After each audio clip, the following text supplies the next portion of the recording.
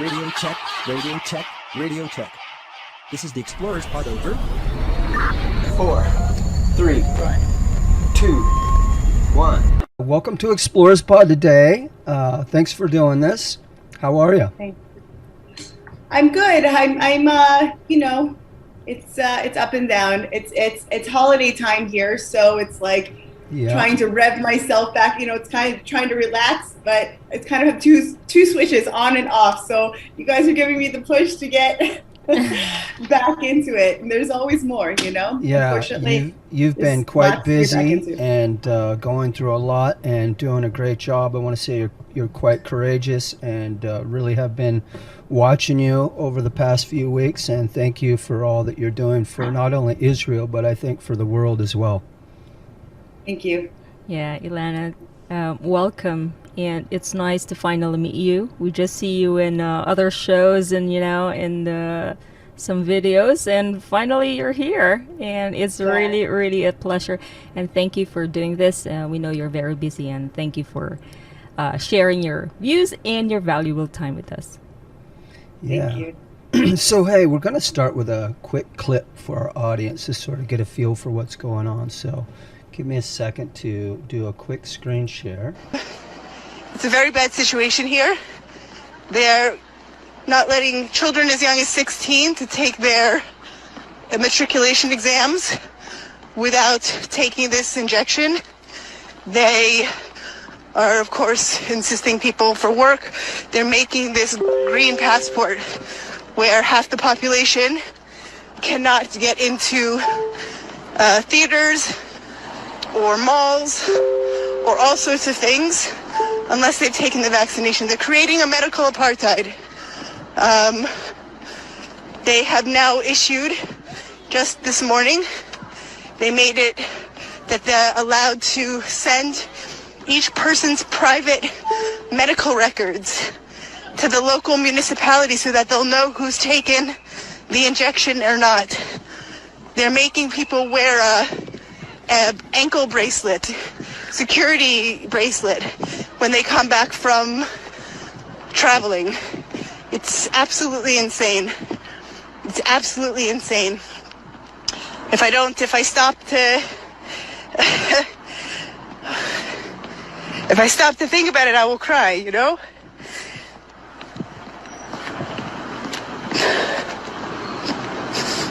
But meantime, we just keep fighting, you know? Fighting as much as we can. So we need everybody's help because whatever happens here will happen everywhere. Will happen everywhere. So we're fighting for ourselves and we're fighting for the whole world. But we need help. We need everything. Every hand on deck. Yeah, thank you, Sika. Excuse me. It's intense, you know? Yeah, so I saw that a while back, and it was it just stirred me. It really got me thinking. And you know, we've been really looking at what's going on around us for the past year, and that was very powerful. And it's sort of one of the driving forces for changing our show's format a bit. You know, we really have been focused on exploration, but it also gives us the license to explore. So we're here to help spread the word. So that said, what's going on in Israel? So things are, I don't know how far, we'll start from scratch. You know, I think that there's a lot to say, and I feel like for my part, I'm kind of coming from the story part of it. I mean, we know a lot of the headlines, but it's the details. That's where the real life happens. So I think everyone in this past year of Corona madness each country has had its very specific experience of it. But as we know that Israel has made its way to the forefront in the past 3 months. 3 months ago, in the middle of December, our Prime Minister informed us that by the end of March, we'd all be vaccinated with this experimental treatment. And he's made very good on that up until now. We have, here we are, April 1st. April 1st, this is not a joke. Yeah. April 1st, and we have vaccinated more than half the population. If you're going to believe anything that you get out of the mainstream news, you're talking about maybe 5.5 million of our 9 million citizens. That includes our children, 9 million citizens. We're talking about a really, really small country. Yep. It's important to understand just how small Israel is and how we exist like a little island. I mean, everything comes in now. There's no, this is, you have an incredible opportunity to do what they're doing, what these forces above are bringing in, because we're like hermetically sealed. We have fantastic technology, and it's this amazing test ground. So more than half of our citizens have received at least the first dose. Not far behind is already those with the second. And that includes even children between 10 and 19. Officially, they have already for several weeks now, if not several months, been vaccinating children as young as 16. And we know that they have plans to move it to the 12-year-olds. There have been pockets of children of younger ages, but officially, I believe they move into the 12-year-old population this summer. So what we have is, and then it was revealed not long after they already began this process, they started rolling it out with the elderly. And then it was revealed that there's a contract, an actual nice contract, probably more than one, between our government and Pfizer. And once we actually got to see that, all we've gotten to see of that contract is the media released, redacted version that tells us very little. What we do know is that, and it says so clearly on the contract, that this is an epidemiological experiment. The whole point, and I can tell you from what I see on the streets, the point is to see whether herd immunity is achieved. This is not an experiment that is seeking to see how many people are injured and in what way. That data of side effects, adverse reactions, is not being recorded on a level that you would expect to see. In general, there is no informed consent. There is no, people are sat, this is a move it in, move it out kind of fashion. Get in, sit down, 15 minutes, yeah, your heart's still beating. You're out on there's no list of side effects to look out for, and there's no phone number to call in case something happens. I'm telling you that this data, what has been done instead has been heroic citizen efforts to record the side effect data, literally, text messages and Facebook posts, and it's all been recorded. You're all trying to crunch exactly what's happening on a physical level. So, so since that time,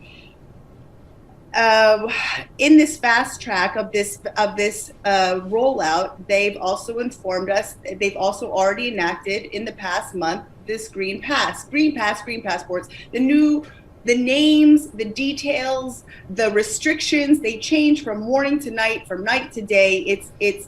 But so, what was true at the time of that recording, it was true. They had just, my alarm, at the sending of a personal private medical data to local municipalities, which is about as an alarming progression as you could pretty much name.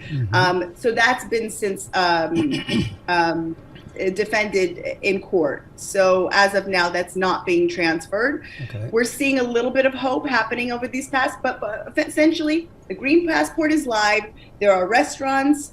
There are restaurants that we can't go into. There are gyms that with memberships. This is it. This is happening. The separation is official, and what's important to know is that while there's certain resistance against some businesses, some businesses maybe they'll check more, maybe less. It's on the population, it's on the human level that this division is really happening. You know, we're in the middle of our Passover's 7 days. We had our Seder on Saturday night, and then it goes on for another week. And you had divisions between families. You had people uninvited. Wow.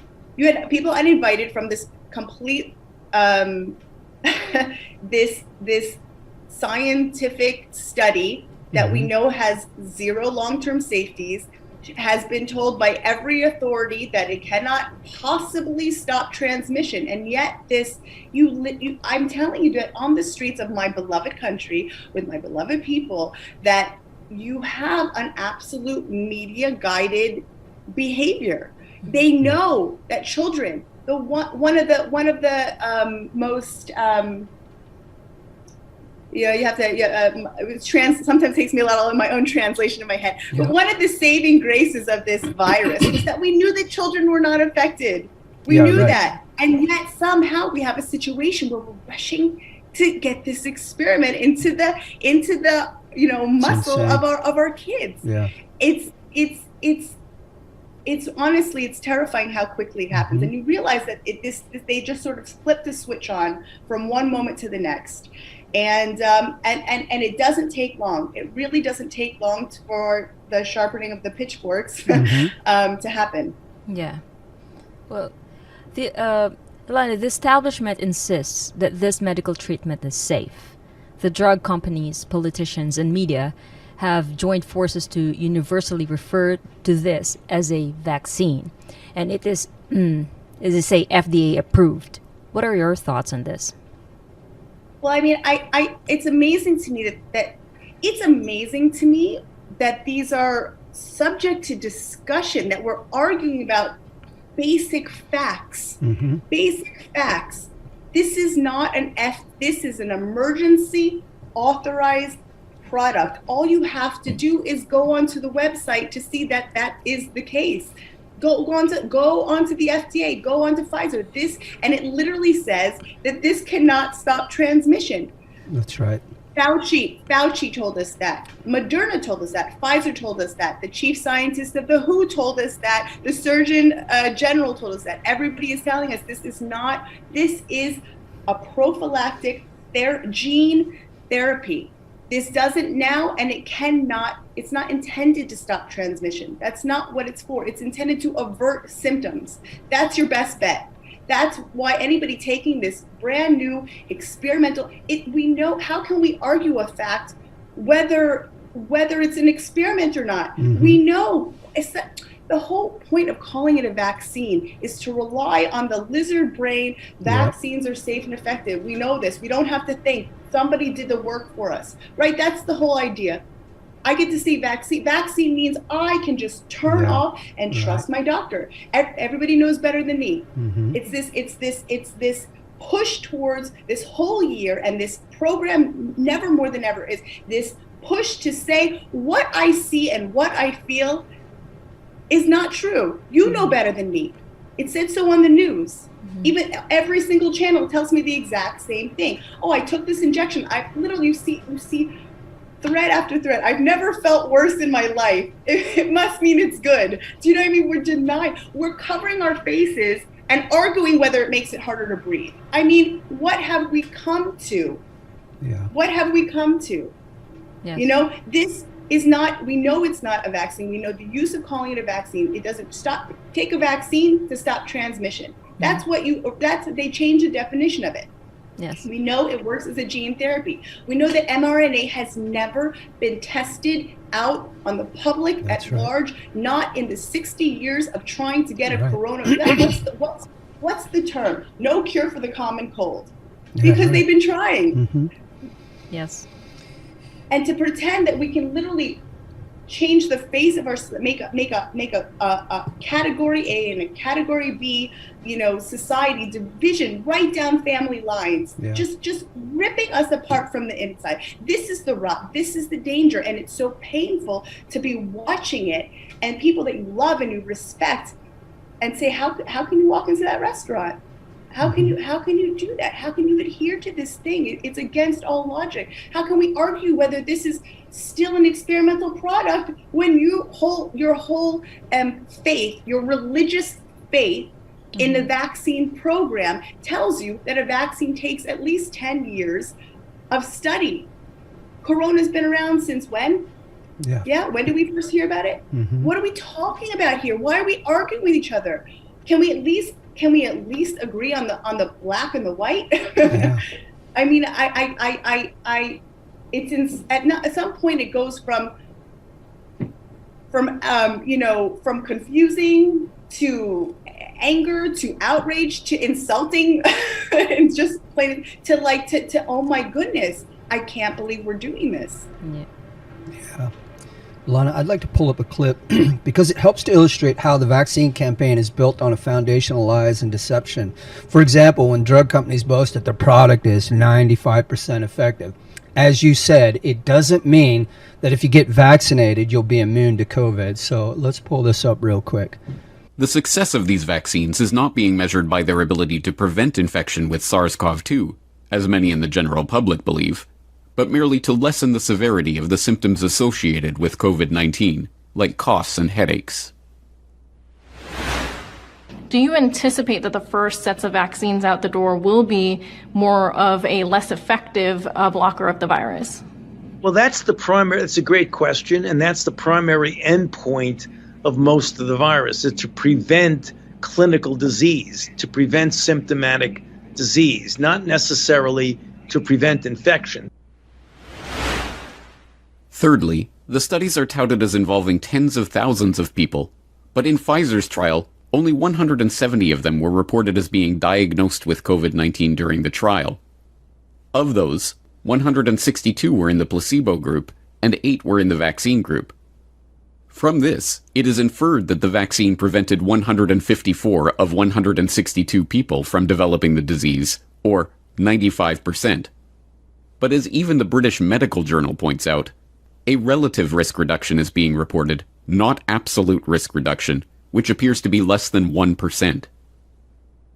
Fourthly, the trials are still ongoing. Although several countries have now issued emergency use authorization, allowing these companies to begin distributing these vaccines to the public, the stage 3 trials of the vaccines are ongoing, with several of the planned endpoints for the data not being collected for 24 months after injection. As a result, as even the UK's own Information for UK Healthcare Professionals pamphlet regarding Pfizer's vaccine points out, animal reproductive toxicity studies have not been completed, meaning that it is unknown whether the vaccine has an impact on fertility. There we are. And so we all expect, the vaccine to be effective and prevent illness, but 3 of the vaccine, Pfizer being one of them, really is only required its protocol is only required to prevent moderate symptoms like cough and headache, as we've said here. But so what's going on? It's not about prevention, obviously. And what does it mean when a vaccine just reduces your symptoms? What's your thoughts on this? I think that there's no way to look at what's happening without understanding that it's building up towards a bigger picture. There's no way to see the illogic. We know, because the thing is the whole idea of smearing people, calling them conspiracy. The truth is each question leads to a very linear answer, which leads to the next logical question. It really doesn't take a lot of brain power to ask the questions that we're asking. We know that there are treatments for this coronavirus. We have known it. Dr. Didier Raoult back in March, April, whatever it was, said, what's the big deal? What are we even talking about here? Imagine if we had used those, never mind ivermectin. Americans, I think in particular, love the idea of a silver bullet. You take your medicine and poof, you're better. Ivermectin is really, by all studies that have been done, is exactly that. It works prophylactically, it works acute, it probably works also after, in post. why are these 12 cents a pop things that what, you're talking about actual medication that's in use since the 70s, really was tested on pregnant women, and it's in every, ivermectin's in every vet clinic in the Western world. Yep. What Westerner traveled to Africa without a pocket full of hydroxychloroquine? This was ubiquitous. But the thing is, that's a really hard question, because if you say to people that there's treatments and they know there's treatments, if I know it with my, 50 shekel a month internet connection, then they know it with the billions and billions that they've spent. And then those are questions that people don't want to ask the answer for, because if you have a treatment, you can't have an emergency use authorization. Mm-hmm. And if you have this technology, I've spoken with some people who think this is a kind of bait and switch. Listen, adult vaccinations have always been the future of healthcare. There have been hundreds of vaccines on the pipeline on their way. This is a Healthy Adults 2020. Mm-hmm. I always wondered, how would they get everybody to do it? Okay, I got my answer, yeah? But this is not new. This is it. So this is a year of being terrorized by our governments, jerked around, manipulated, lied to. And I literally tell you that people I know and are dear to me are just like, yeah, I don't want to take it. I mean, it's a very interesting thing happening. You have the people who rushed off to get it gladly. They say, there's no force here. I'm happy, roll up the sleeve. So the force doesn't come for them. The force comes for the people who really don't feel like it, but that they don't have a good feeling. It doesn't feel right. They know they don't need it. There's lots of reasons. It could be religious. There's a lot of different reasons for people, and they're all creditable. Yeah. They're all credible. There's other treatments. I'm young. Mm-hmm. I'm not even in the risk factor. The things that we knew, we don't even know. See, anybody getting this treatment who's below 65 and without comorbidity is really, it should be, any doctor in any other time in the world could be tried for. This is not medically indicated. What are we even talking about here? But you have Israelis who have sat in a cumulative 5 months of lockdown, 5 months of being tethered to our house within 1,000 meters of our house, in our tiny little Israeli apartments. We don't have big yards. We don't have, you got people with lots of kids, and this has been. People will do, they really will. They are actually saying the words, whatever it takes to get life back. It seems to be part of the plan, as you put it, terrorizing the world in general. And the longer we do it, the more you suffer, the more you're willing to break maybe your morals and whatever to sign up for the jab. So... yeah, I mean, I'm also thinking, when we're talking about, like, for example, if it's just preventing symptoms like the cough and headache, this begs the question, for example, now don't we have a bunch of people run around who actually don't know they have it, who become carriers, right? That, to me, seems like we are creating a problem, a monster in itself, with that sort of train of thought.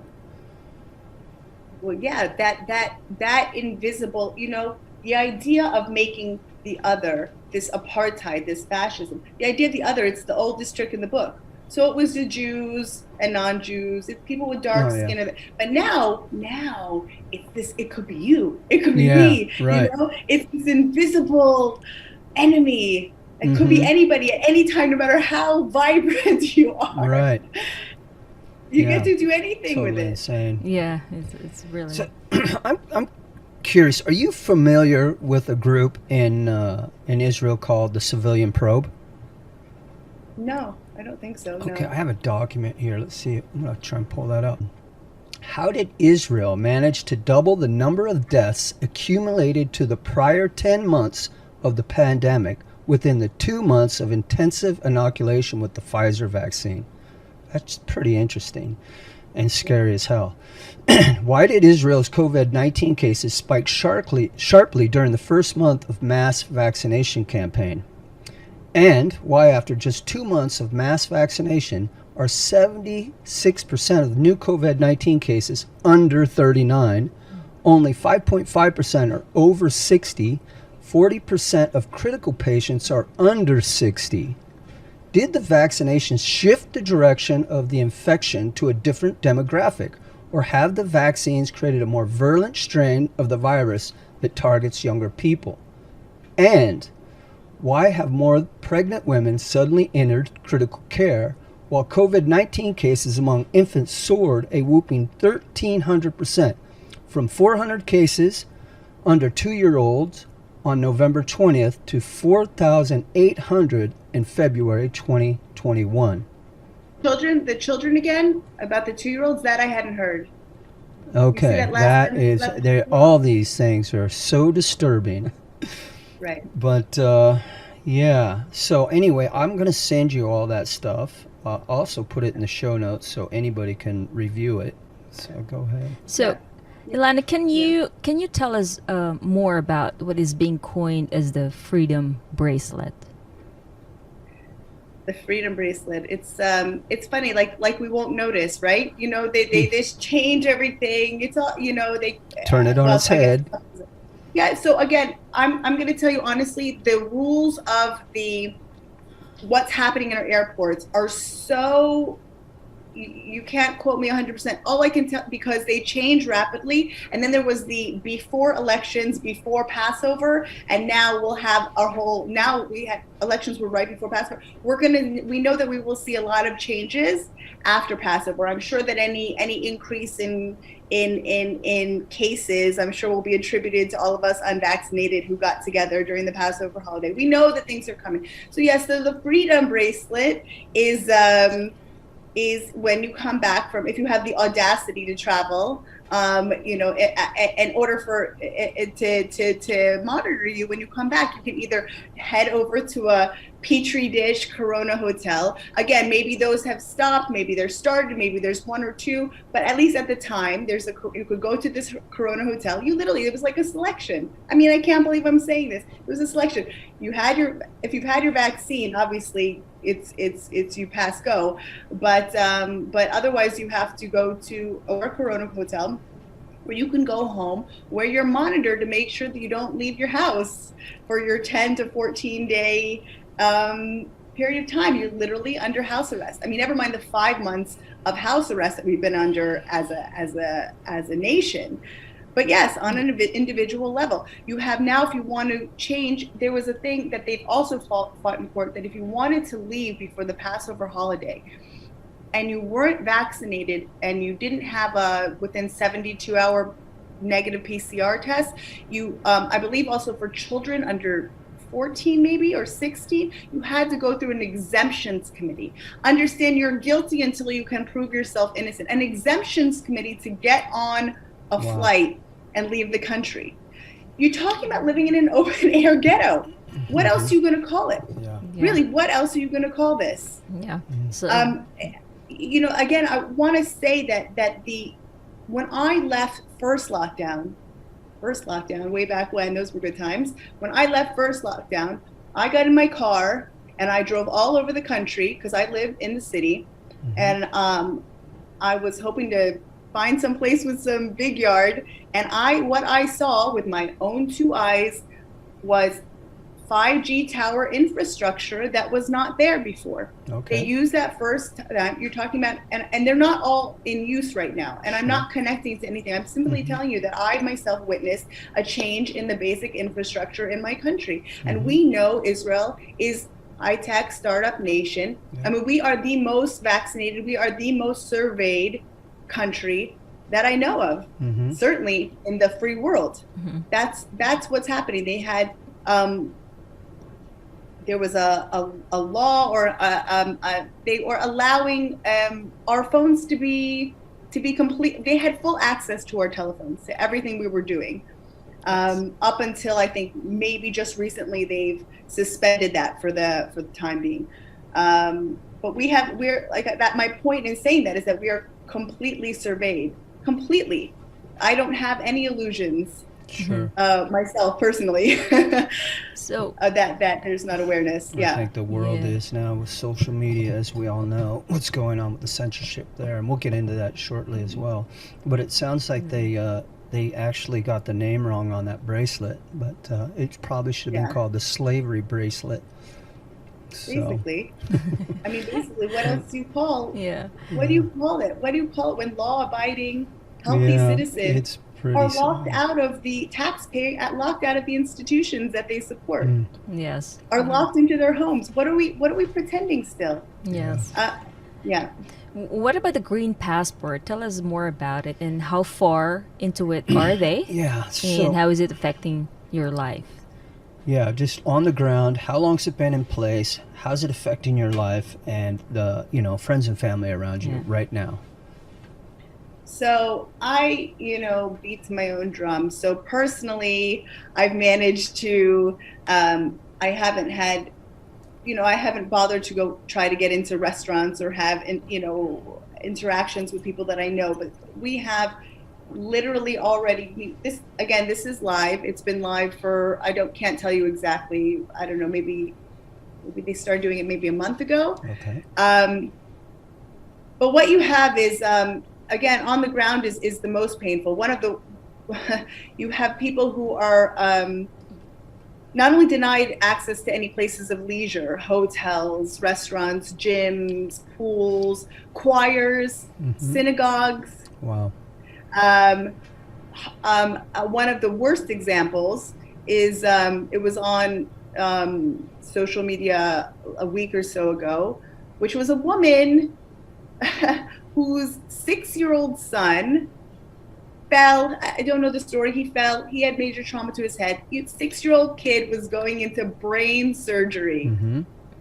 Yeah, and she didn't. She was not allowed in to the hospital because she did not have the vaccination. Talking about the mother of this kid was not allowed into the hospital. This is that's and now I heard some. I want to say, and I don't know details of whether she was offered or not. It's possible. I heard some criticism about this woman that she didn't take the PCR test. But imagine this PCR test that's built on nothing. Yeah, imagine if she had taken this PCR test and then it was found to be positive, and then she was locked in her house away for 2 weeks in quarantine.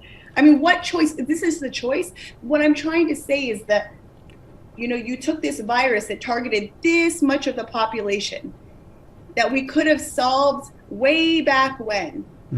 But now we have created a rot from within that is actually coming to destroy everything that we hold dear. I mean, what else can you call it? Yes. This this destroys all of us, women, children. Yes. This is it.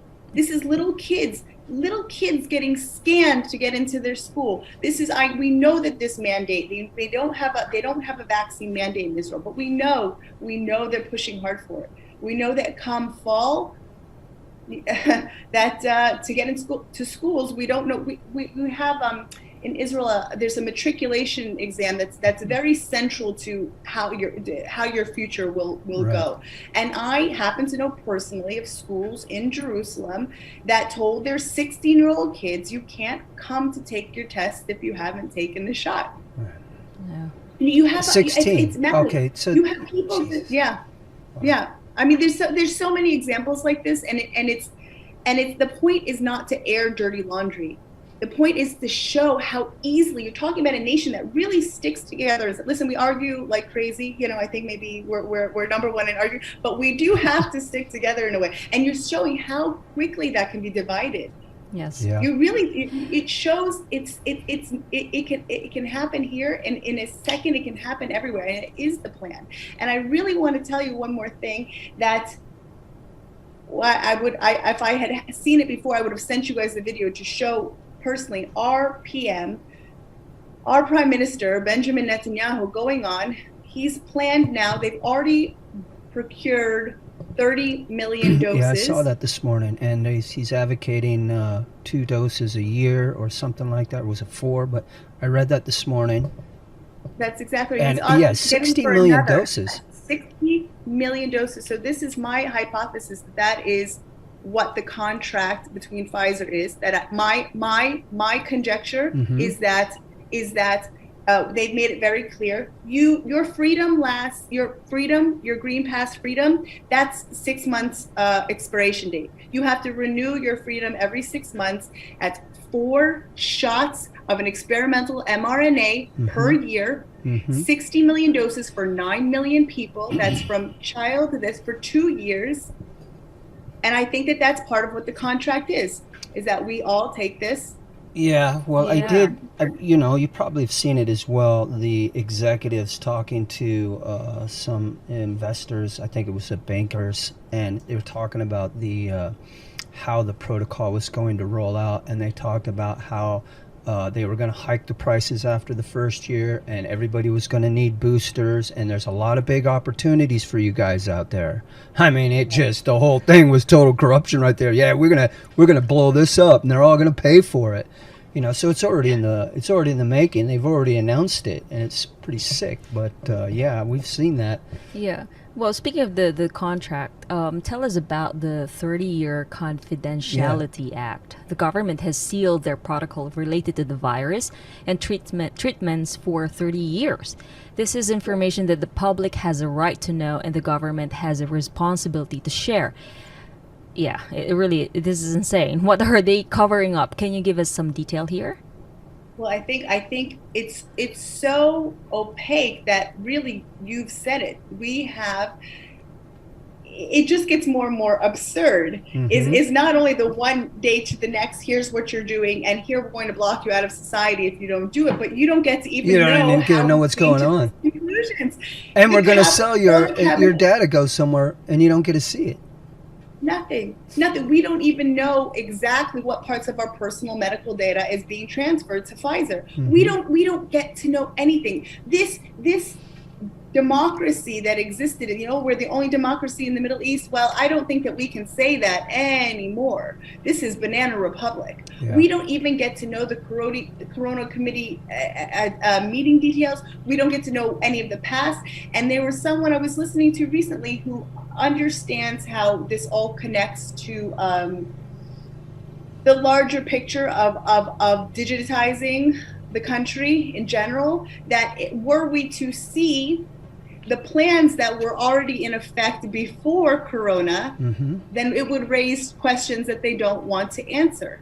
Because as we know, it's not like the world was so fantastically wonderful in 2019. Yeah? I mean, they literally came in and they flipped a switch on, and you could only do that if you had set everything up in a way that you could get the entirety, really, of the globe to behave in a certain manner. And that's absolutely true in Israel. We know that the push towards digitization has been in for a while under the same sort of auspices, the same sort of freedom bracelet, but it's really a prison. And it's these kinds of things where this green pass about your injection, your medical records it's just the very first entryway into all of your information, is into a social credit system. Let's be honest with what we're going towards here.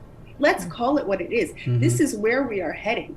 This is just a few, play with the computer, and this widens everything. This is all this is your entire criminal record. This is your education. This is your work. This is everything. You are on that blockchain, and you're not going anywhere.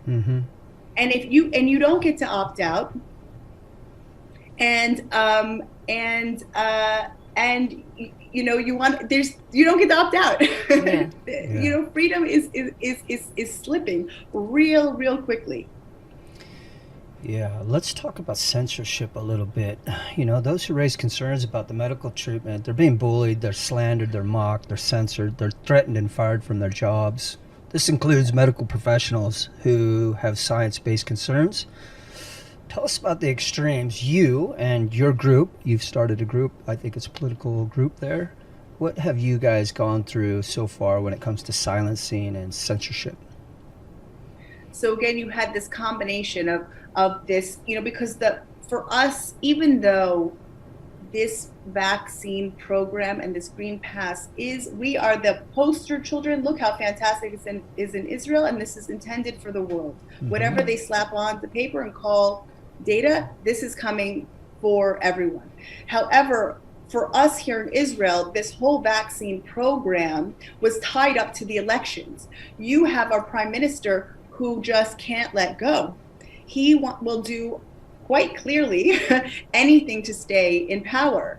And so this entirety of this, and that includes with the extraordinary censorship. I mean, we all know exists. You know, you tell somebody, oh, so and so got taken off of Facebook. It's like people don't even blink at the horror of it. It's so common now, right? Yeah, it's common now. This is how we talk. This is how we know. This is how we communicate information to each other off these platforms. I mean, this is what we know. So the point is that the push for the censorship was more so than what I'm saying is that there's the knowing it, but the actual firsthand experience is really it's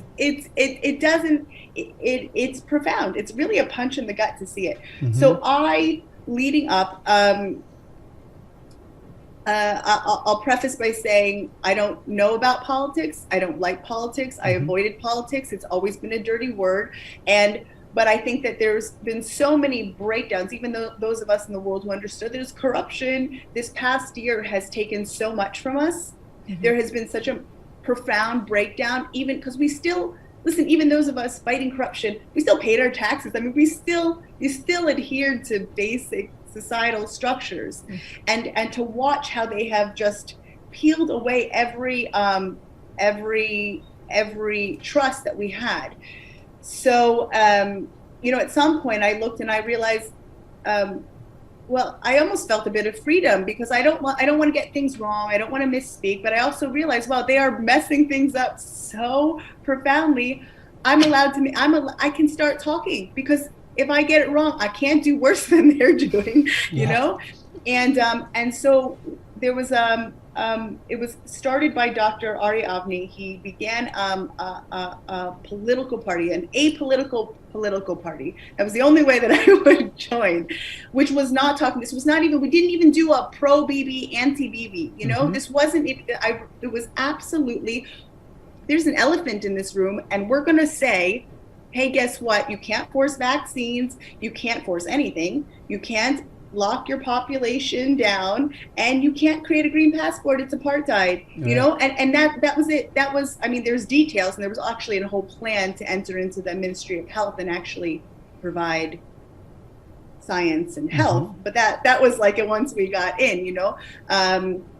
So we did that, and actually it was really incredible, because what we were able to do in like 6 weeks time with no money, and I mean like nothing, and unbelievable censorship. Not only we were obviously, mainstream media didn't mention us at all. It was as if we didn't exist. Even when they would send out these SMSs polling, they never listed repay, which means healing. They never even listed us on the polls. So the lead up to that message that you played in the beginning there was a bunch of things happening at that time. But what had happened in an extraordinary sort of 24 hours was, as I mentioned, this legislation to give our personal medical data to municipalities, which is, you know, still shocking. Even if they did stop it, they did it. It needs to be said. You know, even if they stopped it in court, they went through with it. So what happened was, one afternoon on Facebook, they deplatformed Dr. Avni's 44,000 people page and the Repay party page. You're talking of a collective 60,000 people, poof, gone.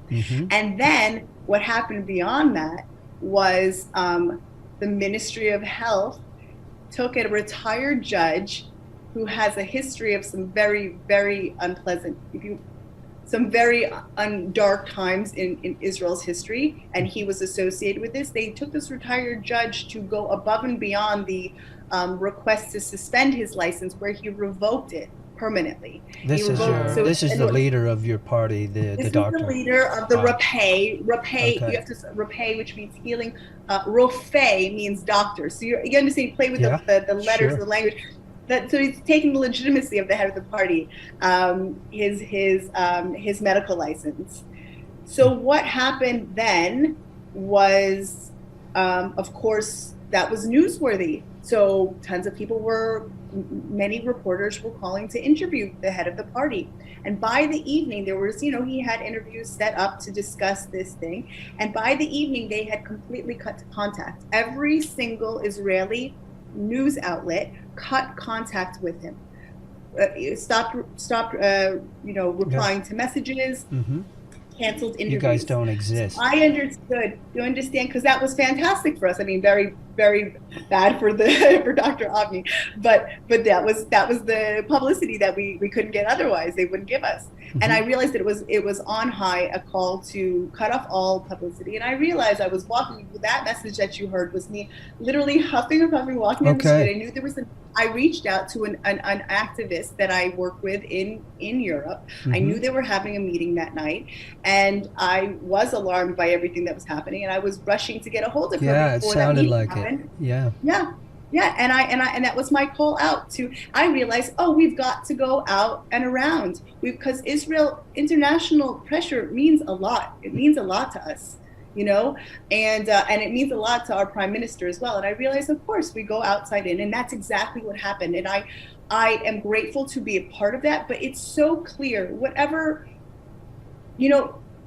religion, I don't even want to call it religion. I mean, I think so many people are being pushed and seeing things are so extreme and so frightening that people are being open to spiritual awareness that where they weren't before, because at some point it's way bigger than anything that we can really hold in our two hands or fight, and it was so clear the way that message went around the globe. I didn't make a music video, you know what I mean? That was it's true. Maybe you should start. Maybe I should. This whole green pass thing. If we stop it, I'll move on to that next, But that this message was clearly, it went around because it was the right time to be heard, and people understand, and I really, really, I there's moments of real darkness in all of this, and real, I think we all in those moments at home when you realize how big it is, I think that there's a lot to be concerned about. Oh yeah. But it's so clear that there's also this profound humanity, that this connection, that's happening and that's waking up, and it gives it gives a hope that's really beyond any words that can be said, because it's happening. We're connecting to each other. We're making these these connections are more than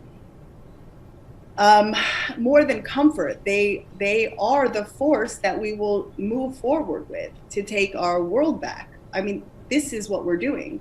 This is what's happened. And Israel was kind of on an island by itself, and now we understand that we all have this place in it, and we're working together, and it really does give a profound hope, because it's like, my point was that it's beyond anything that any one of us could have intended. Clearly the message went out because it's time to be heard. Yeah, I heard that they really did a lot as well. Like they even did they cancel your bank account as well? The bank account for your organization? No, no. What happened is apparently the bureaucracy, we all know bureaucracy, Israel's real good at that whole making things challenging. So apparently we were only able, in order to, when I say we did it without a penny or a shekel, it was because they made it so difficult bureaucratically for us to open a bank account. It was only about in the last week and a half that we even had one available to us. Oh, that's good news. Okay. Yeah. All right. Yeah. Yeah, on the side of censorship, I cannot name one time in human history when the good guys were burning books. Can you? No. Right. So, yeah, Right. Really strange times. I also see a lot of analogies here with your history, and it's quite sad, and but also quite powerful that you're carrying the torch. But I have something to say. So, from all over the world, Jews ran to Israel to be safe from being numbered, safe from being rounded up, safe from having to wear a tracking bracelet, safe from having to wear or put a yellow star on them, safe to go to their synagogues. but it seems like those days are over. It's not really happening anymore. This is absolutely insane, and there's an obvious parallel. Is any of this being covered in the mainstream media? If not, why? And what's your thoughts on this? Well, I think you said it really, really beautifully. That's exactly. I just think you said it so well because, I'm going to tell you, my whole life, I mean, obviously as a Jew, but I think anybody who really explores the Holocaust, I mean, you understand that there was something unique to the way everybody played their part. Mm. It couldn't happen with everybody played their part, and it was so big what they were able to accomplish. So my point is that I never. If the word is mukdash, that though the analogy, the Holocaust analogy, right, was only in my mind. You could only use it. You couldn't say it. You could not use that term flippantly. Nazi, fascism. That was for Holocaust specifically. And now if you don't recognize what's happening, right, that's it. Just you're just being blind. Right. You are literally talking about this is why am I here fighting? Who wants to fight? Who wants to do this? Most of us in the world, you just want to earn your living. You want to go home. You want to have some beers in the pub with your buddies. You want to raise your kids. You want to, frolic in the sunshine. Yeah. You don't want this. You don't want any of this. And I'll tell you that my country, I'm American. I grew up in the States. Okay. I've been in Israel for nearly 24 years. Oh, yeah. But I can tell you, and even I didn't grow up with I didn't grow up with any of that stuff. I didn't grow up with, you must go to Israel. We didn't grow up religious. None of these things were things I was taught or this. I came here to study anthropology. Okay. This whole experience of humanity and connecting is questions that I actually asked years ago when I was like 16, 17, 18. I went into anthropology. I was like, tell me about people. Yeah. What I wasn't curious in knowing what.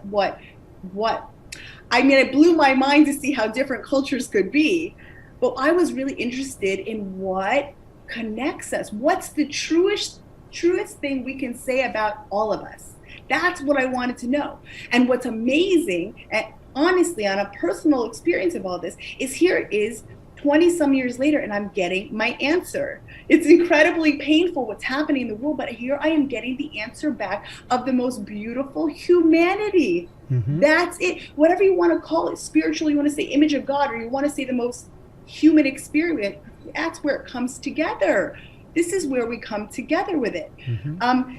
And yeah, this was my refuge. So my point is that I have been here for 20 some years, and this land is alive. There's a reason. It's like concentrated. It's concentrated energy. You go, it's this big, but you go down and you go up, right. And it grows on you and it works with you. And the same cultural things that drive me crazy, 25 years ago, they still drive me crazy. There's tons of work to do. But the land it's an incredible experience to be plugged into this place. And it's the last thing in the world I can tell you personally. I never could have imagined that we would be here. I could never have imagined. No one could have, for sure. That's right. That we would do exactly what. But it also, in some ways, is it shocking? Everybody knows the abuser. If you don't get the right treatment, you're abused when you're young. You go. We could hypothesize on that, on why it's happening here. But I mean, I think that it's very clear that Israel, the nation, the Jews, I think that people have often thought that it's like a separation between the other nations, but actually I think that we can see now how connected we are, that we have this role of that the Jews are this kind of reflection. We end up there first and foremost. Yeah. The canary in the coal mine. This is our purpose. And I think that the hatred or whatever that comes is this, I don't want to see what you're showing me. When it's bad with us, it's bad with the world. We're saying, and here is this incredible opportunity where we get to say, okay, let's act together, not just, oh, you're awful, go away. You understand? If you understand what I'm trying to say, like we are a mirror. We are, we're supposed to be bringing light we're supposed to be bringing a certain light into the world that comes out, that's purpose is for all of us. Yeah. That is 100% for all of us. And I think that, I personally cannot, well, I'll just say that. I think that that's the experience that we all recognize. We all recognize that Jews have. Why else is this little tiny stretch of land always in the news? Why do we always care? Obviously to a hyper degree, to almost there's an imbalance. We have to accept this role and work together with it. I'm curious about, because I saw that you talked about Vera Sharv. Yeah. Yeah. Can you give us a little bit of background on Vera Sharv and the Holocaust Analogy taking place today? Is she? So Vera Sharv's amazing. She's an amazing woman. She recently, I think a week or two ago, I think it was the 19th of March, if you look for, Right. I would suggest anybody listening, she gave her witness at the Corona Committee, Attorney, Dr. Reiner Foolmitch. Right. Yeah, who's fantastic Great guy. Hero. Definitely. So she gave such a powerful witness. So Vera Sharv is a Holocaust survivor. She was, I think, 3-4 years old at the time things started.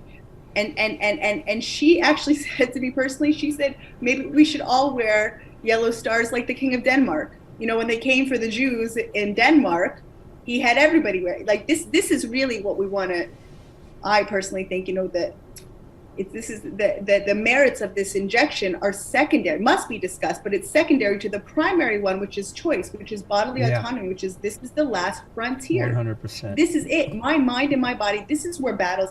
This is what Holocaust looks like in 2021. You don't bang bang shoot it out anymore. This is where it happens. And what Vera said, she said a lot of really profound things, but she said that what was really, really spot on was that one of the things that made the Holocaust different from other atrocities was that it was completely medically sanctioned. Right. It was, the doctors all participated, signed off, and stamped every single stage of it. And that's really key, because we see that exactly happening.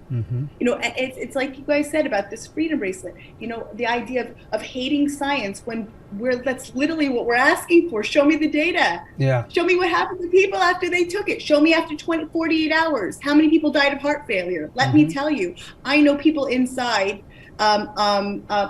medical centers in this country, and they can't speak, and they are terrified, and there's no correlation, no matter what you say, no matter what you do, there's never a correlation to the healthy individual's catastrophic events, no matter how soon after.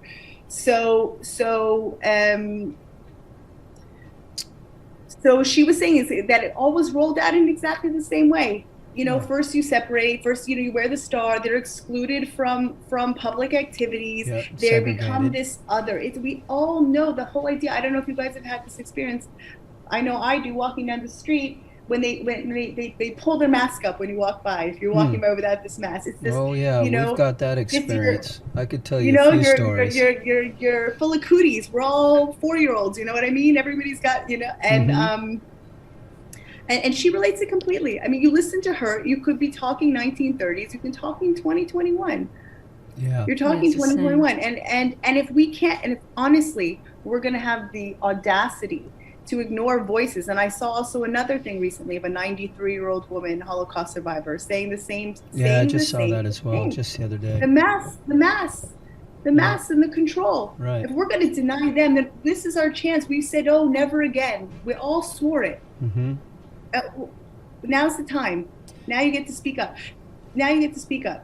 Yeah, where are the academics? Where are the freedom fighters? Where are the protests?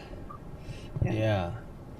I just want to touch base also a little bit with attorney Dr. Reiner Foolmitch. Again, what a lovely person. I agree. I think he's a hero for all of us in today's day and age. I saw you had an interview with him as well. Is he helping you guys at all in any sort of litigation with the International Criminal Court, or is there anything that's been filed? Crimes against humanity, the Nuremberg Code, what, et cetera, et cetera. Anything happening there? So those are two separate things. Dr. Foolmitch is suing. I always want to like clap when I He is doing some great stuff. Hooray! He's Yeah. suing the German government. He's suing the head of the WHO. He's suing several people, and he is collecting data worldwide to show the Okay. what's the word? The fabrication of PCR. He's doing fantastic, brilliant work, and he's bringing everybody together to do that. In addition, as far as Israel, we have also putting in a petition. There's two things that have happened. There are a group of lawyers who petitioned the ICC to say that this is a violation of the Nuremberg codes. I mean, obviously. But the thing is with the Nuremberg is that there's no legislation official that's been made out of it. So you can't have a direct lawsuit and say this law was broken, because it was sort of a stand of a guideline. Yeah. They were codes. They weren't they weren't made into lawsuits. But that does sit right now in the Hague. And in addition to that, next week a group of lawyers, and I actually just helped to sign something as well, are petitioning. Let's see exactly what their word was here. They're petitioning. Give me a minute. I just literally. They're also putting a petition to stop the Green Pass. They're putting a petition next week to stop the Green Pass, and we'll see. I think that things need to happen on every level. For some reason, it's been really slow going getting any legislation. Well, it's legislation. So it seems to be going too slow, you know. They're not. The Supreme Court has been all but asleep. At least in Israel, up until really just the past couple of weeks, I actually felt a bit of encouragement, because we're seeing things. They're like, what, dystopia? Okay, we'll do something, you know.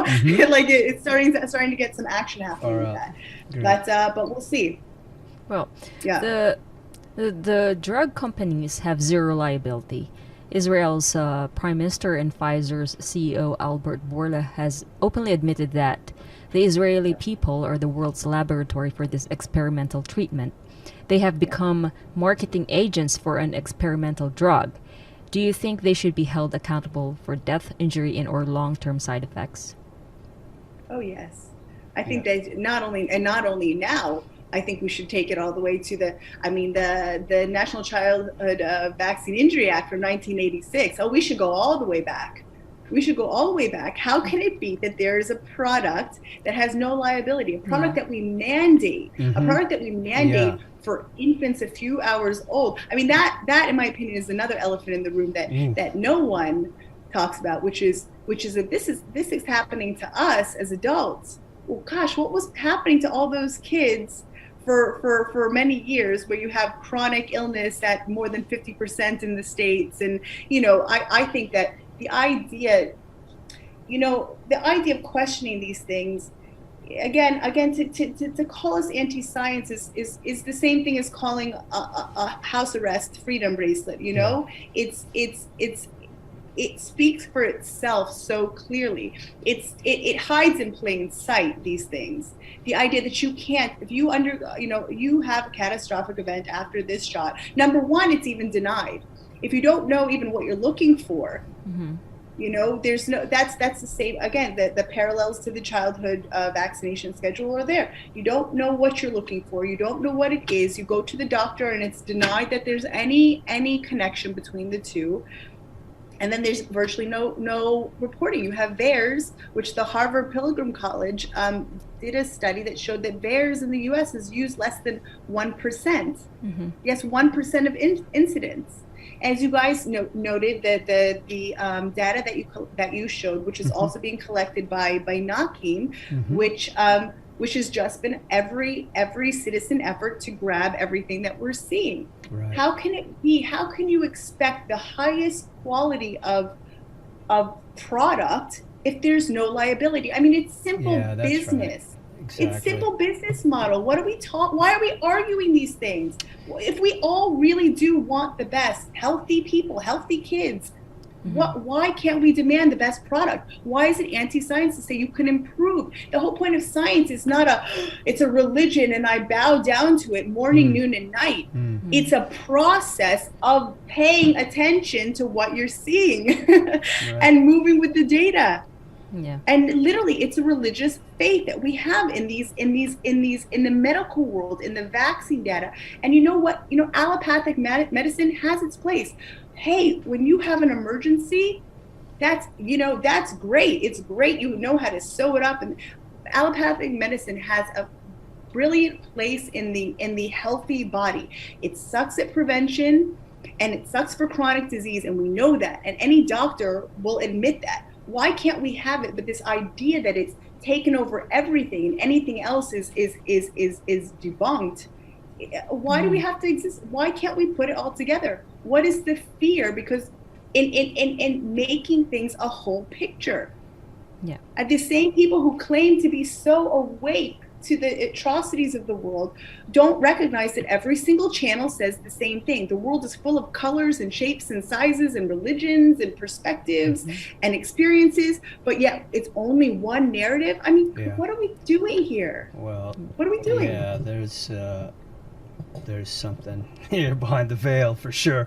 Yeah, I want to touch base. I want to say something about, I saw you on a panel the other day, and I think it was Freedom Alliance and the girl from the children's, gosh, I can't remember the name of that agency, but they really do all the vaccine tracking. But you guys were really talking during that panel discussion that there was a vote, and I think it may have happened or is about to happen, and they're voting for the Green Pass in Europe. Have you heard anything on that yet? Oh yeah, so that was passed because they surprised that. So it was passed. It was passed to fast track it. Okay. So the European Parliament will convene, I believe, in June or July, sometime in the summer. But it was surprised that panel was a emergency meeting because they surprised it. They sprung it. They stuck it on the bottom of some other whatever they were supposed to get together for. And of course that passed within. It was happening on Wednesday and Thursday of last week, 2 weeks or whatever it was. And yes, of course, that absolutely passed through because we knew that meaning the Green Pass passes in European Parliament, that legitimizes the Green Pass here. It legitimizes each other, and then it just spreads like wildfire, And I really have spoken also with people in the States to say, you're going to have to play offense to really understand that it's here. It's here. So this is coming. We've got New York City, as you probably know. They put that into law, or it's coming. I think they just announced it a couple days ago in New York. So the biggest city in America, here it comes. There are some states in the United States. I think Florida, the governor there said he would not allow that to happen, which very proud of that gentleman. And I think there's going to be a few others down the line. So yeah, this is definitely a global issue, and it's moving fast. Everything since the COVID started a year ago is incredibly fast. It's like, slow it down, It's like one of the things that's happened here where we're in the Philippines. We've been in lockdown for a year. So Janet and I used to guide expeditions. We did expeditions in the Himalayas. We also gave island boat expeditions here in the Philippines, and it's tourism based. And March 15th, that all got shut down, and we were not allowed to, for a time, we're not even allowed to go to the bank, go buy food. You had to have officials come to your houses and deliver things. And we were opened up. We're an island nation, so you weren't allowed to move island to island. There's no real medical health hospital or care where we're at, and so we've been cut off from that for nearly a year. They opened it up about a month ago, Yeah. And we could sort of move without quarantining, and then officially today we're been locked down again for another month. You know, we always do it month by month, but so we're going on a year plus of lockdowns, and you know, vaccines are quite expensive, especially when you look at third world countries and the people here. But I reckon here it comes. We're not allowed to move, and this is the same thing. They torture the people long enough. They can't go see their doctor. We can't actually go to the hospital in Manila. It's, you know, a few islands away.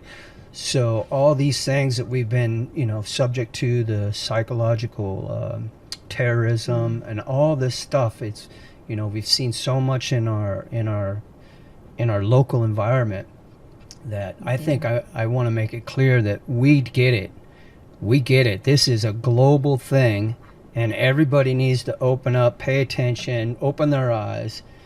They're pretty heavy here in the face mask, and you know, and recently, yes, they subjected us to lockdown again, and they said the cases are spiking up, and you know they have to control it. But I think more people now are airing their plight, like, okay, lockdowns are not really the answer, because more people are dying of starvation and mental health or disorders, and you know, and separating families, and basically it's okay to be locked down when you have food and the government feeds you and give you money, right? But if you have to work and you have to earn money day by day, and most Filipinos are like that, they just earn their money one day at a time, and if they can't work, they don't have money, they don't have food to feed the children.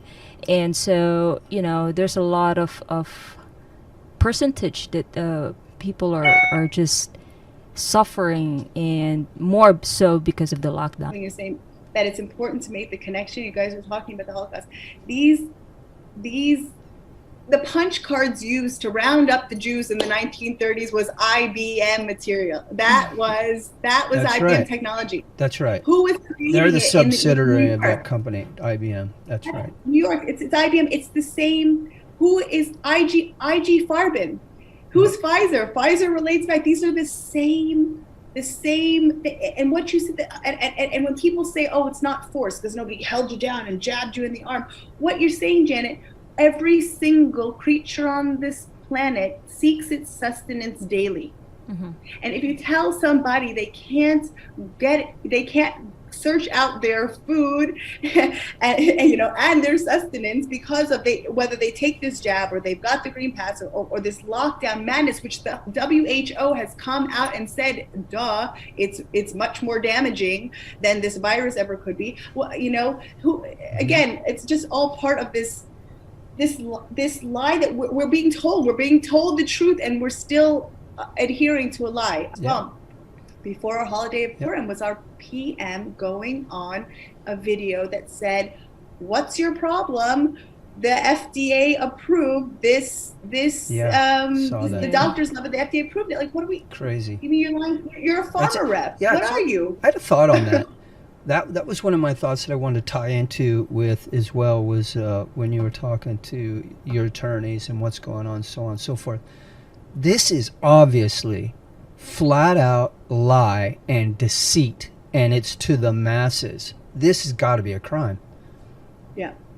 Is anyone talking about that, or is that been put on paper? Somebody should be doing something there, I would think. That's incredible. Somebody should be doing. So basically, my next move is, you know, because I think that my next move is to sit down with some of the lawyers that we know have been, you know, we've got a list, we know who, I mean, we're in touch, but really to have a clear idea of what's been done, what stop it. And I think that's taking that. How about even just getting the Pfizer contract unredacted? Boy, I'd like to see what those parts say under, you know? So it's my personal, you know, there's so many levels of fighting against the symptom. It's the legislative pursuit. It's the making support groups ASAP. we must support the youth in particular. I keep thinking about all these teenagers who where's peer pressure? I mean, this is peer pressure today. It's not going to have a beer. My mom told me not to. Like, we've got to support each other, these parents. We know we have to make new communities, which is a little bit scary, putting us all in one. It's not like they can't find us anyway, but I mean, there's, like we said, there's all these other associations with gathering us all together in one particular community. But we have to support each other.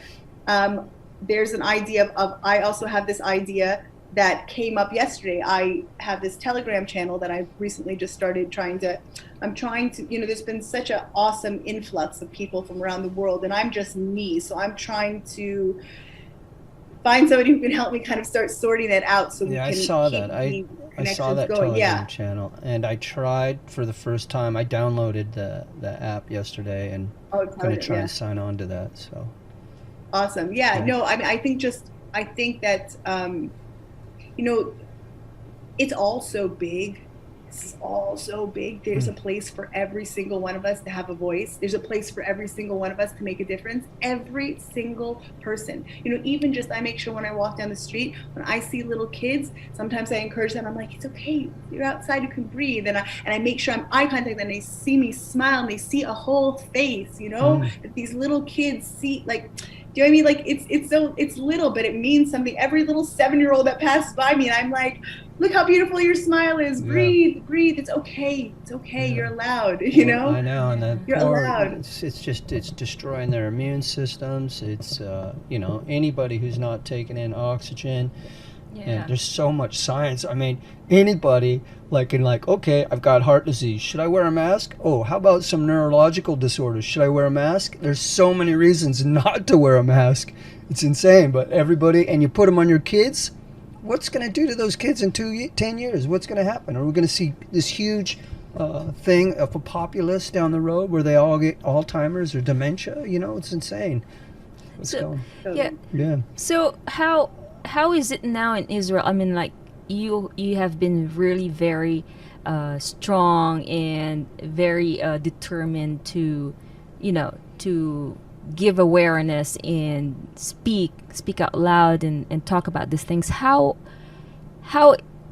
What's your impact now in Israel? Because you said more than 50% of your population is being vaccinated now, and it's getting there. You're getting there. If you are the last person not vaccinated in Israel, what are you going to do? No, I mean, I think it's seen as a divide. It's I know. Divide, but so, what's your group like on the ground? What's your support system? How's that going? How's it growing? As you said, you are obviously feeling a great new community, but are you feeling like you guys are picking up some steam? Yeah, I actually think that we are. I actually think that, and again, I think that's different than had we sat down even just a couple weeks ago. I'm not sure. I'm telling you that I'm starting to see, that's their greed, their lust for power. They push it so far that some people are like, wait a second, this doesn't feel right. I think people are beginning to wake up, to understand. I mean, you're going to have more and more the experience of, I can't join my friends, I can't go into this. You're going to have more experience of the separation, and I hope that will continue to wake people up. Me personally, there's work to do. Honestly, Jen, there's a lot of work to do to build the communities. I want to see the international communities, but the between us strengthened in ways for come what may, that we have access to each other, that we have ways to communicate whatever plans. I think that on an international level, that's crucial. And also here, I've seen a lot of apathy. Alarming amount of apathy, even among people who understand corruption and been facing this and sending scary videos and articles to each other for years over some of the stuff that's been going on. It's kind of just like, it's happening. It's like you said, they're going so fast exactly for that. You've been debilitated. This is not just throwing these things out. The debilitation of being jerked around and confused and shoved in your little places and blasted with EMFs, you know what I mean? Like, it has an effect on your ability. So I think that there's a lot of work to do to build our communities between us.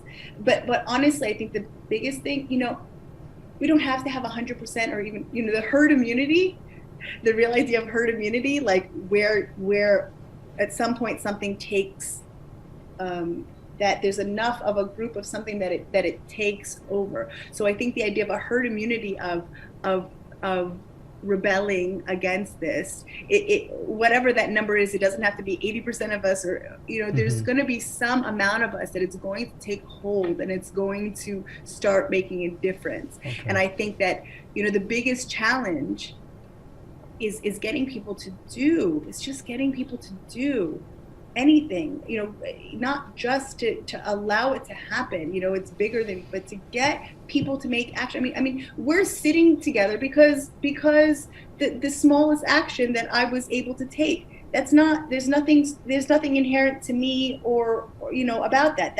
That's within every one of our hands. Make the communities, make whatever gap you see. I have a longtime friend's son, you know, he's a musician. He's talking about making a collective for musicians who won't perform in places where they allow the green pass. That makes a difference. That will grow. It doesn't, none of us have the foggiest idea where we're headed. We don't. But you have this little candle that each step just brings you to the next. It brings you to the next. And you only can get to the next if you are making moves. Great. If you're making moves. In 2 weeks, if we met again, or in 4 weeks, I hope that I'm going to tell you a whole different story. You know what I mean? Like, it's got to, they're doing it so fast that we can't pay attention, so that we can't notice. Oh, was that bad? You know? So we have to, the thing is, you know, what do humans do? What's the whole thing about? We adapt. We can eat anything. We can live anywhere, just about, right? Humans are incredible, adaptable creatures. And those of us looking and saying what they say is not what I know to be true, we're smart. And we can work as fast. They're smart. They're working fast. We can do the same on our side, you know? And I don't think it's a sort of kumbaya, you know, kind of perspective. I've experienced it. It's very simple. Take action and more things will happen as a result. We don't know what the end goal is. We just know what's going to happen in the getting there.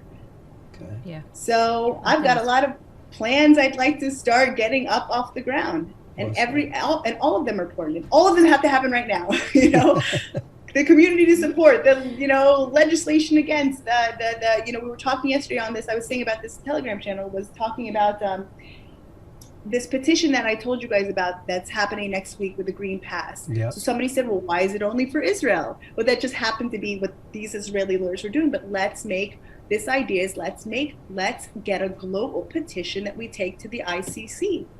We could get millions of people on that. You know, I mean, there's just so many different ways to take it, and they all have to be done. Stand up! That's it. It all has to happen. Stand up! Well, looking at this issue, it is a global issue, definitely. A global governance of sorts. Who and what is behind this? That's the $1 million question. You know, you know, I mean, certainly we know that Bill Gates, you know, but he's the most famous of, but you know, there's got to be other guys that we don't know about, you know, but Bill Gates, just as an example, because he puts himself out there. I mean, he owns everything. I mean, he literally owns everything. He owns the technology, he knows the medical, he owns most of the agriculture in the US now, and he owns about education. Why does he care about inner city Philadelphia education? Why does he care? He's got 45%. You know what I mean? Like this agenda, this idea of this, there's not enough to go around. Well, there's only not enough to go around if you want it all for yourself, you know? He's got so many fingers and so many different angles. Like, he funds half the Imperial College of London. It's insane when you really dig deep into the sort of the money that he's got involved in it. He's got the world's largest philanthropy foundation, which is more or less, I would call it a a bribery foundation, so he can put his fingers into everything and run the show. So he's definitely one of the biggest players that's sort of directing this thing, and we can definitely point the finger there a bit, I would guess. He's one of the players. There's probably the Rothschilds. There's probably, obviously, all of big tech's a winner in here. That's why they're part of all this censoring. You know, the Amazons, the Jeff Bezos. When you can keep us all locked up, you can't go to the mom and pops, so you're going to be buying from those guys. There's obviously a network that this all plays out and works really well for. And as we've seen this year, they've all increased their value quite considerably. So, but, you know, who's Mr. Global and who's talking behind closed doors? Like you said, that's the $1 million question. Yeah.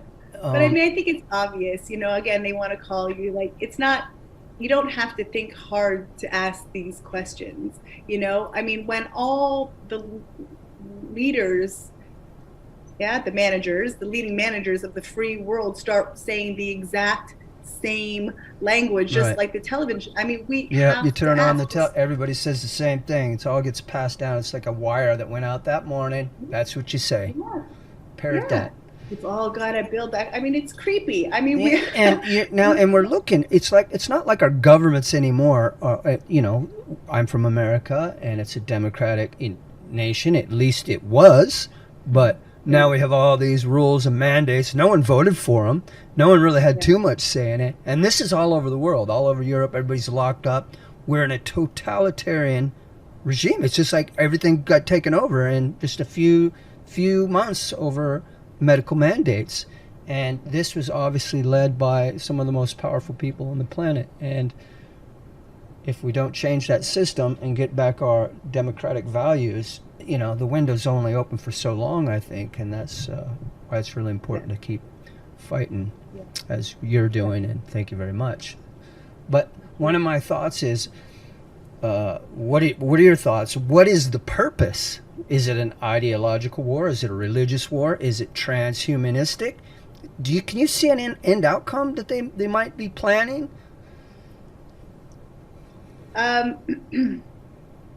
You know, I'll tell you, Todd, like when I first started entering into some of these conversations of what you're discussing, you know, this great reset, these keywords, right?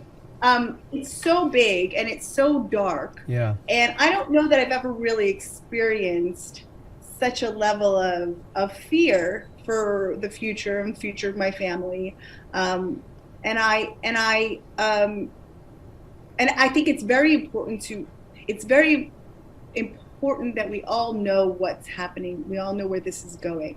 But I also know that I don't know how to fight Bill Gates, you know? Yeah, right. But when this came to my town, so that's something that even though I know it's a branch of a branch, I can do something about that.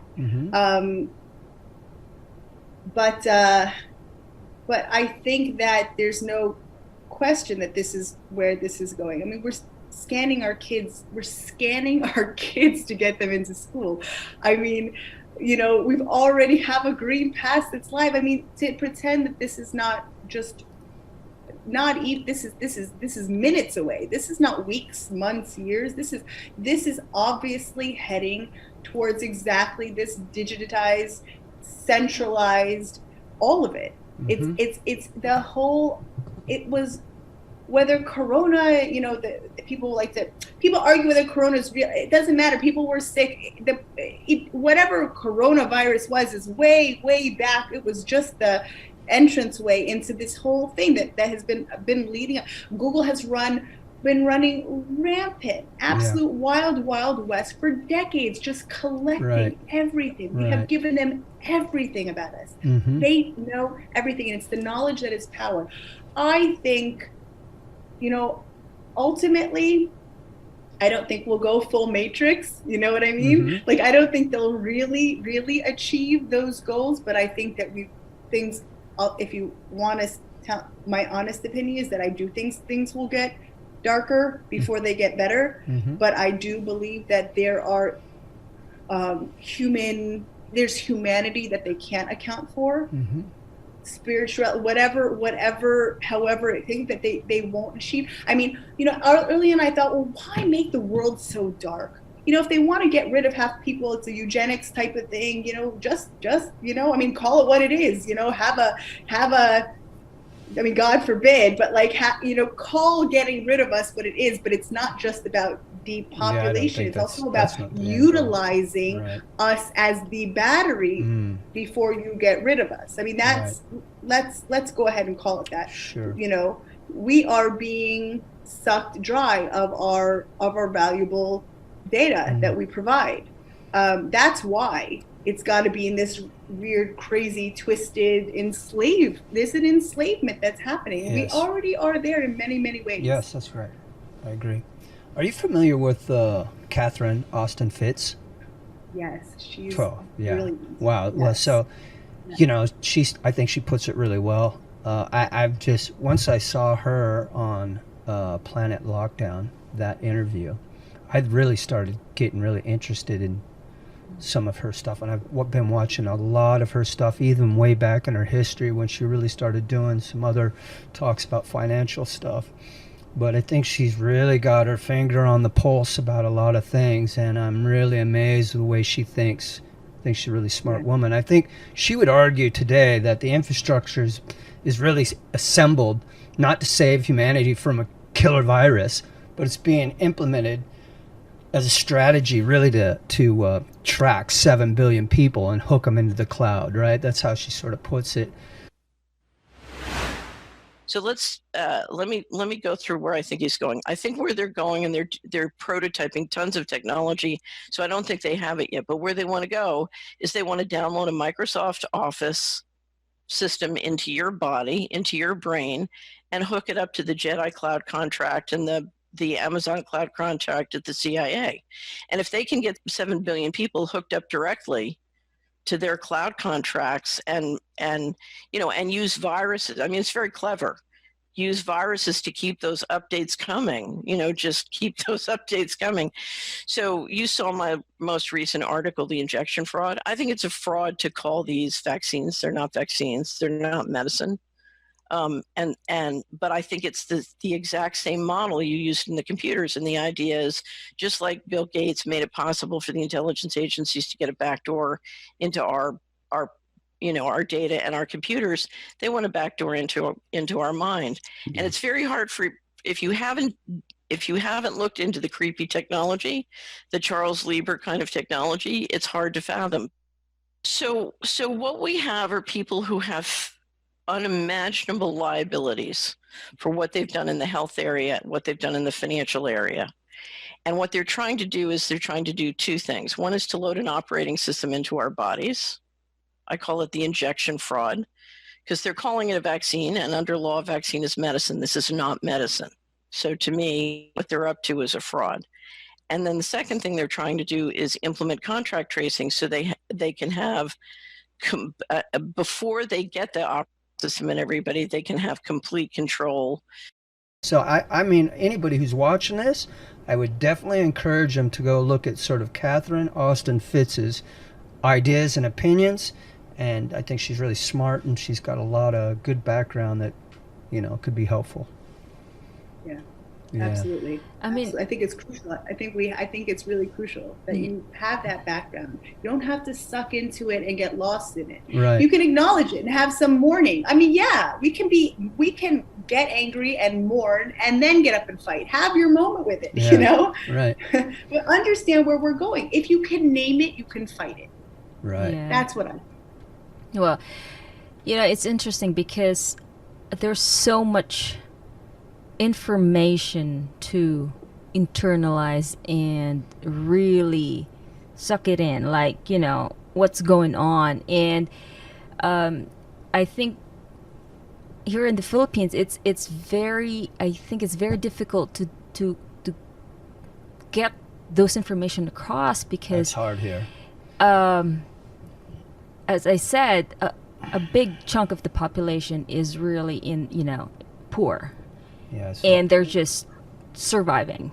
They're just going day by day. Yeah. And for somebody to explain these things, they don't even know It's these a- things. They yeah. don't know that it exists. They just know, like, okay, where am I gonna go buy my rice? Where am I gonna go buy my fish?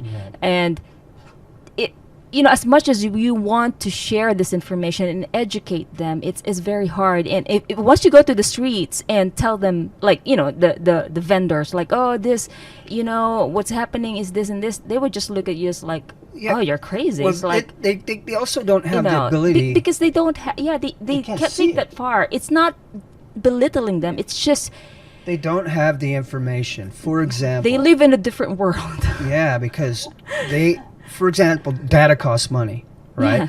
So we spend a lot of money on data here, and that's how we do our research. But your average person can't go out and buy data. So the only way they can get information is from the television, and there's only 2 channels here.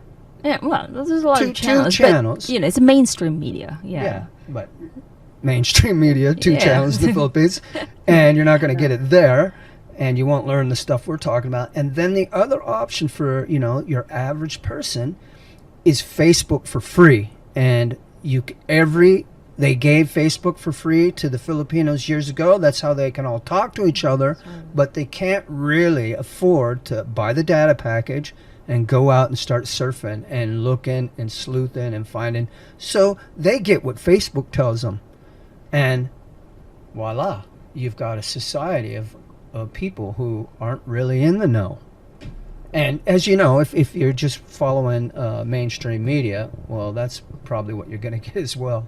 And now that the government is locking people down again, they don't have any room to think about these things. They're just like, okay, we're just gonna survive. We're just gonna take it day by day, and I don't care what's happening out there in Israel, in whatever. I don't care. I gotta It's just survive. like It's survival here, So Right. it's when you get them down that That's far, the when crux you get move. people down, it's like you really don't have an option to go out and But don't get me wrong, a lot of people are waking up now. I can see that. There's a lot of people voicing out, like, okay, lockdown's not the Yeah, it's too answer. long. This, and this. It's But breaking 'em. majority is really down there. Yeah. And the difficult thing to do is how to get this message across to them that Yeah. That's definitely a conundrum for sure. It's really interesting what you're saying. And I wonder, I feel like everything in this battle, this massive war that we're in, because it is, Mm-hmm. where the weakness is also where there's the power, I guess. So you have what you're talking about, Filipino people, but they're unplugged. So a grassroots, a meetings, it's talking, it's gaining, Right. it's making communities on a experiential level. That I mean, it takes a long time, Mm-hmm. but maybe that is the way to turn.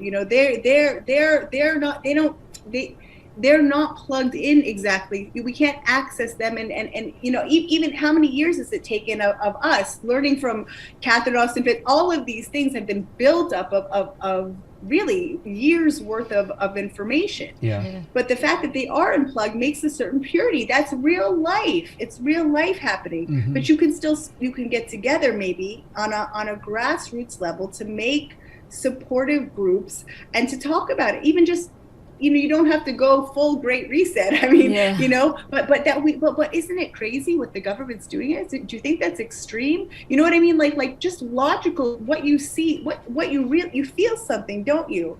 Give them words to this feeling. I think that already creates something. That's just the first thought that came, like exactly where the weakness is, where the, I want to say Yeshuot, it's in Hebrew, the redemption, I mean, that's it's in that same window. Yeah, well, definitely there's a big divide here as well. So like, I think it's everywhere, and that's one of the effects. Sort of an apartheid just because of social media in a strange way, but yeah. Have they been vaccinating you guys as well? They started recently in Manila, which is and also other provinces. Yeah, but When we talked about the vaccination and the numbers that were coming out in Israel, there's also some crazy stories about that same sort of phenomenon happening in the UK, which is interesting because they got a big vaccination program starting there. And, and then all of a sudden we start vaccinating in Manila. Voila, we got these new outbreaks. I don't know. Anyway, it just seems, look, it's conspiracy now, but it just seems like a little strange. Things seem to follow this strange path, but yeah. And also it's a big dilemma because we also know people who are, we're not quite sure if it's their personal preference, but they have been vaccinated. It's because they have to go out of their country to travel to do business. Sure, yeah, they got to jump on And that. so it's either they believe in the vaccine and it's their choice, or they're forced into it because they have to make money. So, and I've been asking Todd, so like, okay, how obviously these people have higher education, they must be more they have more access in this kind of information that we're talking about than the average Joe or whatever Filipino. But I think what's happening is they have to coercion. Because It's coercion. because they can't make money. So I think this is what the world is looking at right now. It's like how do you deal with that? It's like, okay, like, that's the whole are you going to point, tell the yeah. guys like, oh, drop your business? You don't believe in the vaccine, drop your business, man. Like, it's difficult. How are it's you? crazy. But that's exactly it. You have a whole system set up around medical coercion, which, when I grew up in the States, that was supposed to be illegal. Yeah. You weren't supposed to. Informed consent. That's, way back at how we started talking. This Pfizer contract has no informed consent. Informed consent means I know what the risks are, I know what the benefits, and I can tell you, I want to move forward. There's no risk-benefit analysis. That's one of the greatest crimes of everything that's happening here. If I was going to narrow down my whole purpose, it's informed consent. The whole point of having this internet supposedly is that we've all got access to the same information. Yeah, but we know that that's not true. Right. Why do you and I know what we know and other people, it's but honestly, that's really a question, like how do you prevent people need to earn their living. They're not going to, they say just get an injection. Again, it's relying on this whole idea of vaccines. I got childhood vaccines. Okay, I need to keep my business going. I'll do whatever you say. But I think that really, how do you get people to act on something bigger than what's obvious? How do you get people to go ahead and move forward and not go to the, okay, I'll take whatever you say. I don't know. I think that's a real question. Maybe I'll just say this, Janet, which made me think, when because now we're in the middle of it, when the Jews left Egypt, when we were leaving, we were slaves, and 10 plagues happened, and we're walking into Egypt. Well, they say that only 20% of us left. Only 20%, and it's very painful. But I don't know. At some point, the whole point of being human, and this was something that I came to personally in the process of being in endless lockdowns, was free choice. What that means. Free choice. That's right. It's like that's what it is to be human. That's the number one thing. That's the ability to grow. It's the ability to learn. It's ability to have, like, future is bright when you have free choice. And how many, I feel like, women of color, like particularly in the world, have known what the value of free choice, have lived lives that understand. And I at some point you got to make a choice. At some point you still do go one way or the other. Yeah. And you do the best you can, and you hope. I think it's a combination of physical action and prayer, on however you do it. And then at some point, I don't know, maybe 20% only gets out. I hope it'll be more this time. Yeah. Oh, there's a lot into that. Yeah. Definitely. From Yeah. well, from your experience and takeaways, what's the most important thing you would tell people in our audience, people in the Philippines, people in America, people all over the world? What's one thing that you can tell them? I think that I would say that I think it really boils down to what we were just saying, that I think that there's an intuition, there's a humanity or a godliness, there's inside you, there's inside you, there's inside you the ability to be the determiner of your present and of your future, that is completely separate from the news and the government, and even your parents or your brothers and your sisters and your best friends. There's the whole idea of what we're fighting for, this bodily autonomy, but it's a self-determination. It's you can give me all the best information in the world, but at the end of the day, I have to know what's best for me. I have to know which treatment, which way to go. It's the idea people feel so lonely. Like, on one hand, we're so together. Never have we been more together. When have we ever had such collective experiences? But at the end of the day, it's you act as an individual. You make decisions ultimately as an autonomous individual. And I would say get to those quiet, I would say unplug and get to those quiet places. Take 5 minutes a day, take 10 minutes a day, take 15 minutes a day, be outside, exercise, touch what's real, but recognize that you are allowed to still have a say. You're allowed to still recognize the world that you exist in. And that it matters. Your voice does matter. Your voice is as important. I always say this. Put me in a room with Bill Gates. Take away his empire of money. He's not more powerful than me. Yeah, that's right. Yeah. Good point. He's not more powerful than me. That's right. The power of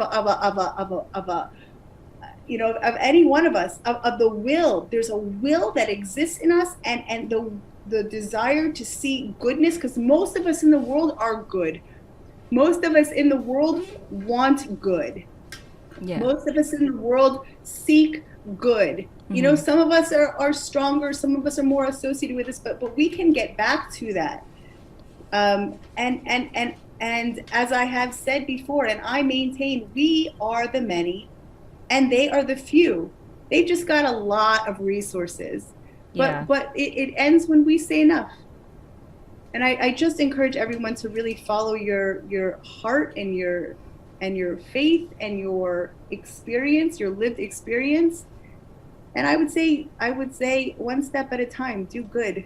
I would say keep moving, just keep moving. That's all I can say. Don't let the apathy consume you. It's not a done deal. This is not a done deal. Yeah. There is a lot of darkness, but it's plans on paper. This is not a done deal, and we still have a say. And I said it already, and I just believe so much in the connections that we are making with each other. Yeah. I really believe it. Yes, it must happen on a national level, on a neighborhood level, but internationally, how we are connecting. It's like I said, the weakness is where the power. We are connecting in ways I don't know that it's ever happened like this, and I have such hope from these connections, that we will root them and grow them, and we're in this together. Yeah. Yeah. Well One said. step at a time. Yeah. Yeah. Yeah. So, Ilana, thank you. I think we're running out of time. Everything you've said is so well said. Thank you for sharing your insights. I also want to make a real point to everybody who's out there listening and watching, is that this is coming to everyone's neighborhood. This is a planned agenda for the whole world. I think we all need to pay attention, get ready to stand up, take a fight, take a stand, be part of the resistance, because there's a window. It's open now, but there's time to still fight and win this battle. But the window is closing. So yeah, I just want to sort of put that in there. This is a world agenda, and we all need to sort of take part and do what we can to help out. Yeah. And thank you so much for your time and carrying the torch and actually leading the way for us as well. Thank you. Thank you, guys. Thank you.